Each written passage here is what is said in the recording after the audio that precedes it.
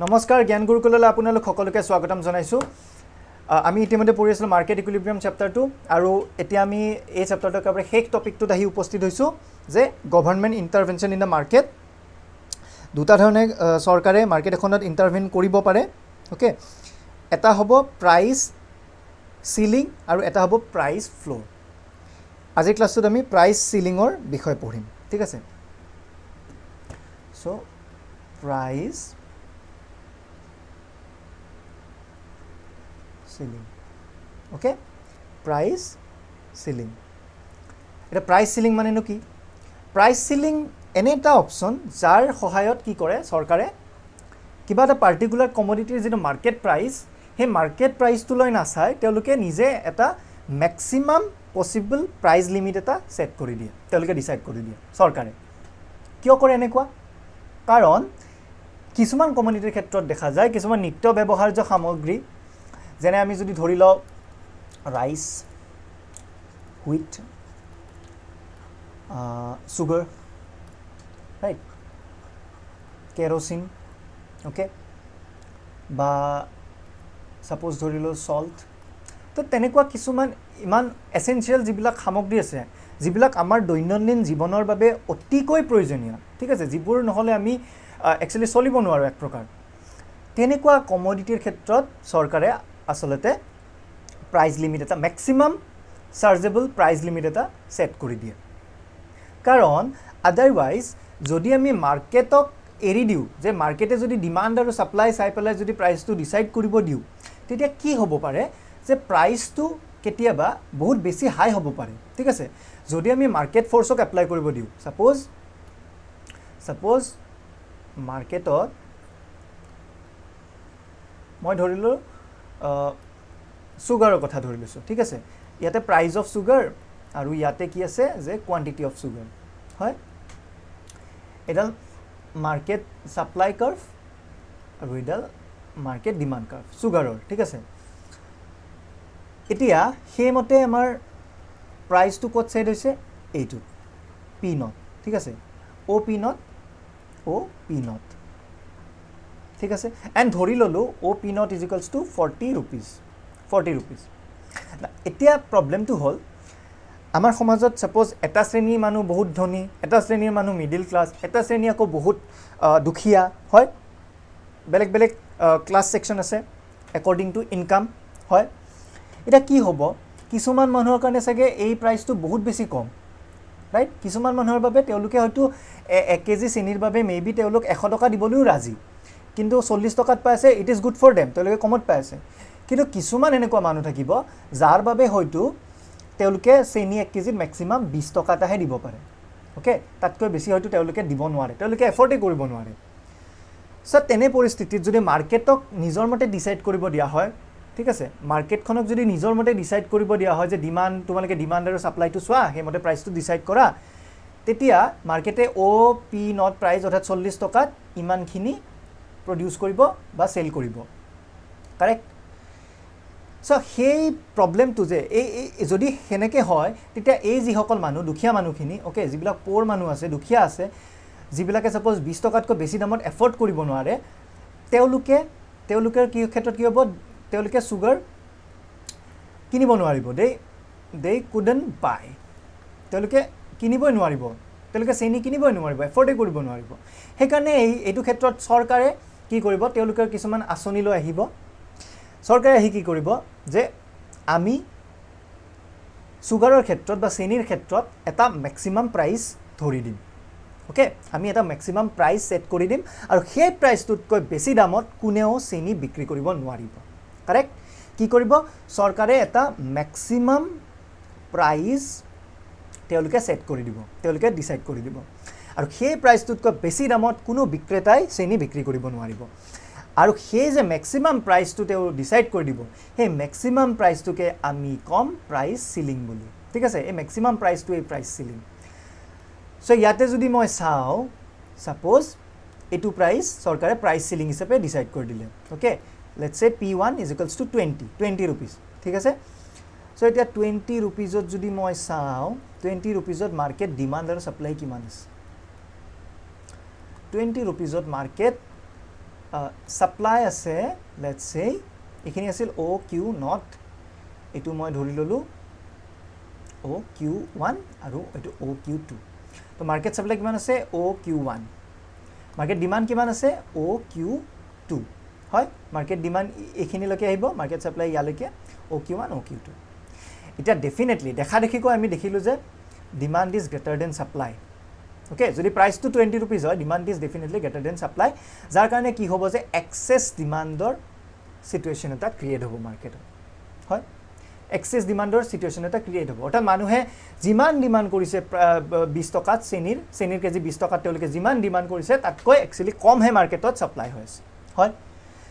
so এতিয়াটো এটা problem হ'ল কাৰণ ডিমান্ড আৰু সাপ্লাই যেতিয়া মিসম্যাচ হ'ব তেতিয়া আমাৰ যিমান ডিমান্ড কৰিছে সেইমতে সাপ্লাই হোৱা নাই তো মাৰ্কেটখন মানে ক্লিয়াৰ নহ'ব দেখোন ভালদৰে অৰ্থাৎ কিছুমান মানে বিচৰা মতে চেনিয়ে নাপাব সো এইটো ক্ষেত্ৰত আকৌ চৰকাৰে কি কৰিব তেওঁলোকে আৰু এটা নতুন পলিচি লৈ আহিব যে ৰেশন শপস আমি শুনি থাকো নহয়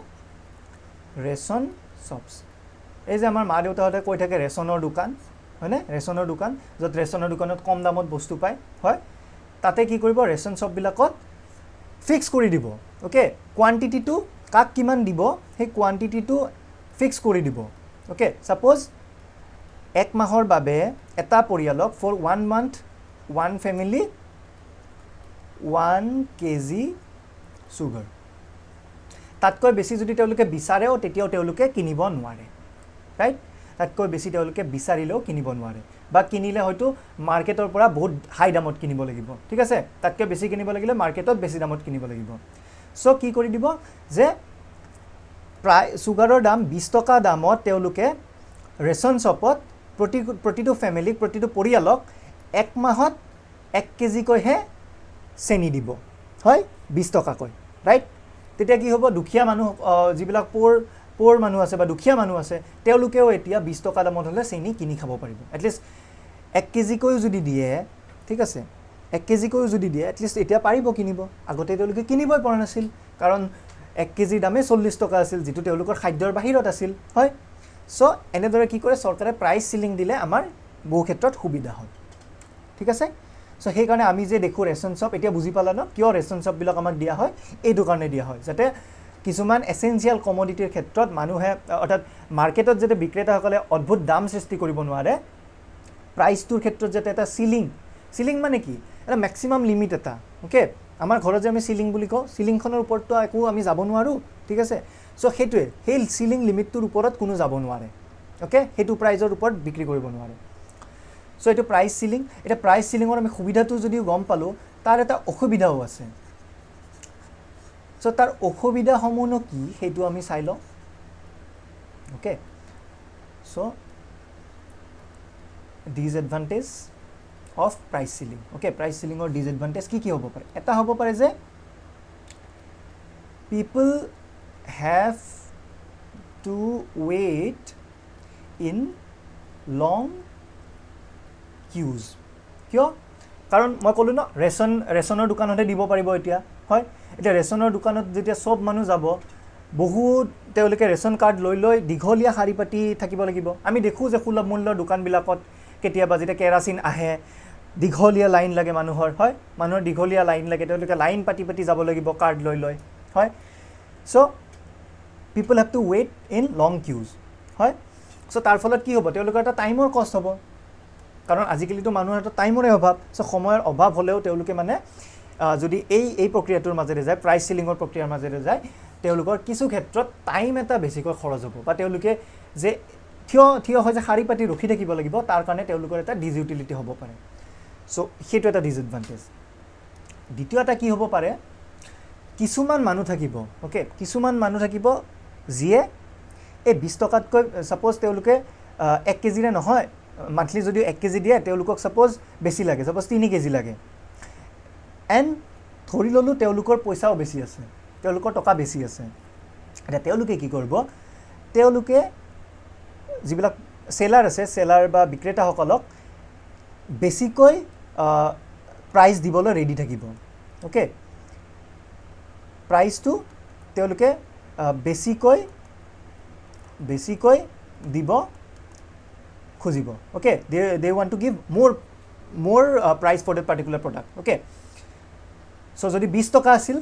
টকা আছিল লেটস সে তেওঁলোকে বিক্ৰেতাসকলক কৈছে যে তোমালোকে কিবা এটা কৰা মোক 3 কেজি কৈ সাপ্লাই দিয়া মই তোমাক 40 টকা কৈ দিম ঠিক আছে মই তোমাক 40 টকা কৈ দিম এটা তাৰ ফলত কি হ'ব যে বিক্ৰেতাসকলে সুলভ মূল্যত যদি তেওঁলোকৰ দোকানত 50 কেজি সুগাৰ আহিছিল ওকে চৰকাৰৰ ফালৰ পৰা যদি 50 কেজি সুগাৰ আহিছিল লেটস সে তেওঁলোকে তাৰ পৰা 10 কেজি এক্সট্ৰা কৈ লুকাই থলে ওকে 10 কেজি তেওঁলোকে লুকাই থৈ দিলে দি পেলাই 40 কেজি হে মানুহক 20 টকা দামত বিক্ৰী কৰিলে হয় 40 কেজি হে তেওঁলোকে 20 টকা কৈ দিলে বাকি এই 10 কেজি কি কৰিলে এই যি সকল মানুহে বেছি কৈ দিব ৰেডি আছিল তেওঁলোকক 40 টকা দামত বিক্ৰী কৰিলে কৰি নিজৰ এক্সট্ৰা মুনাফা আদায় কৰিলে হয় যেটো বহু ক্ষেত্ৰত একচুয়ালি দেখা যায় ৰাইট ৰিয়েল লাইফত আমি দেখা পাও তাৰ ফলত এটা কি হল তাৰ ফলত এটা কিছুমান মানুহে কম কৈ পাই গল কিয় কম কৈ পালে আগতে যেতিয়া 50 কেজি আছিল সব মানুহে 1 কেজি কৈ পাইছিল এতিয়া এই যে 10 কেজি এক্সট্ৰা কৈ লৈ গল ঠিক আছে এই যে 10 কেজি এক্সট্ৰা কৈ লৈ গল এটো সাপোজ 3 জন মানুহৰ মাজত 3 কেজি কৈ দিলে আৰু এজনক 4 কেজি কৈ দি দিলে হয়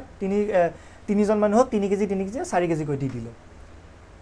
এটা বাকি ইয়াতে সাপোজ 50 জন মানুহে 50টা পৰিয়ালে পাব লগা আছিল হয় 50টা পৰিয়ালে পাব লগা আছিল কিন্তু এটা অকল 40 কেজি হে থাকিল 40 কেজি কিমানটা পৰিয়ালে পাব 1 কেজি কৈ 40টা পৰিয়ালে পাব ৰাইট 40টা পৰিয়ালে পাব তাৰ মানে বাকি কিমানটা পৰিয়াল ডেপ্ৰাইভ হল প্ৰায় 7টা পৰিয়ালে নাপালে ওকে ৰাইট